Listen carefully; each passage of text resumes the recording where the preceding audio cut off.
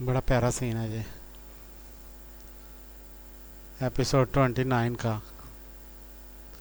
तकरीबन second last scene है, लेकिन बहुत खूबसूरत है।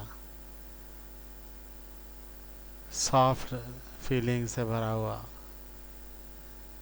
कब मोहब्बत शुरू हुई, कब हो गई, कब लड़ाइयाँ पड़ने लगी, जुदाइयाँ पड़ने लगी। जब मरियम की वो कपड़े टांकने की रस्म में रेशम पारस को लगा लगा कर बातें करती है, तो आखिर में उससे नहीं रहा जाता और वो वहाँ से निकल आती है। उस सारी गैदरिंग से निकल आते हैं और फिर आकर एक तरफ अपने आप से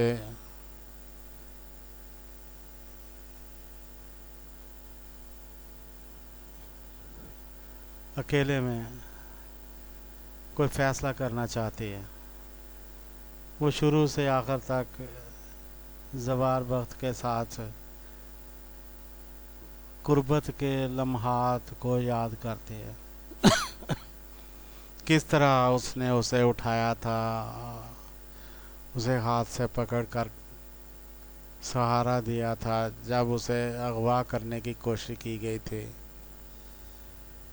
किस तरह वो दोनों गाड़ी में बैठकर घर जा रहे थे। बड़ी खूबसूरत सी जीप,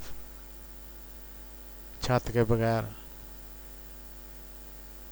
और फिर किस तरह शॉपिंग मॉल में वो शॉपिंग बैग उठाए जवार की तरफ आ जाती है। और किस तरह वो डेकोरेशन पीसेस की दुकानों में अपनी पसंद के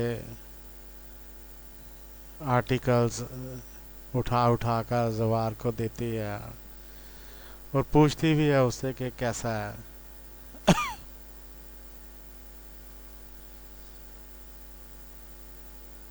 ये सब कितने खूबसूरत लम्हे थे, गुर्बत के लम्हे, जब उसे महसूस ही ना हुआ कि वो जवार वक्त के करीब आ रहे हैं।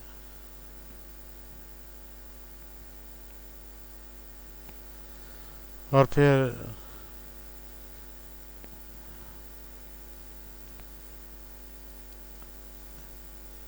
और फिर जब रेस्टोरेंट में उसके पास चंद अजनबी लड़के आ बैठे, तो वो वहाँ से उठकर जवार वक्त के पास आ बैठी, जिसे उसने पहले कहा था कि तुम जाके किसी दूसरी टेबल पे बैठो। और फिर जब वहाब दुरानी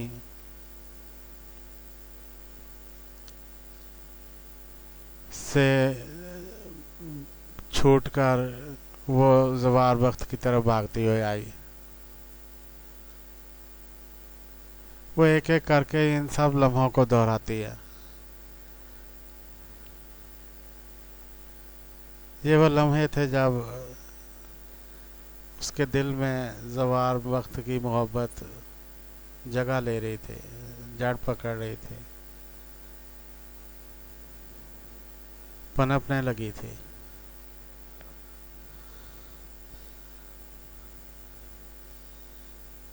और आखिर में वो एकदम इन सब बातों को झुठला कर कहते नहीं नहीं, मुझे कोई मोहब्बत नहीं हुई जवार वक्त से। भाड़ में जाए जवार वक्त और रेशम और उनकी शादी। मुझे कोई मोहब्बत नहीं हुई जवार वक्त से, मैं उसके बगैर रह सकती हूँ, लेकिन अब यहाँ नहीं रह सकती। तो ये एक अलार्मिंग लम्हा है जब उसने कहा है कि मैं यहाँ नहीं रह सकते। तो अब जब पारस किसी जगह से निकलना चाहे, कहीं जाना चाहे तो वो हमारे लिए एक मुसीबत खड़ी कर देता। तो अब वो जहाँ नहीं रह सकती तो पता नहीं क्या बनेगा। वापस मीर बेजार के पास जाएगी, ज़ाहिर है वहीं जाएगी। और क्या हालात वहाँ इस नौयत के हैं कि वो इसे जगह दे सकें। अभी वहाब दुरानी पाकिस्तान आया नहीं है शायद, और अभी नदीम शाह का भी केस ठंडा नहीं पड़ा।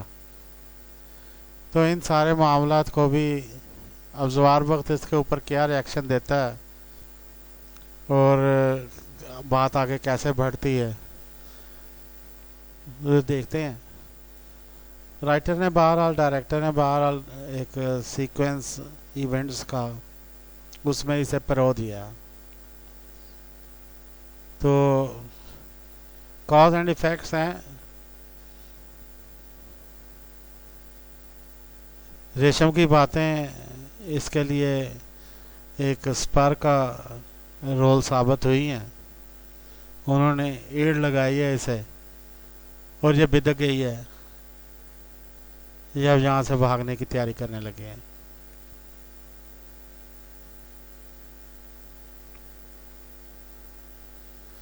थैंक यू व्यूअर्स, अल्लाह हाफ़िज़।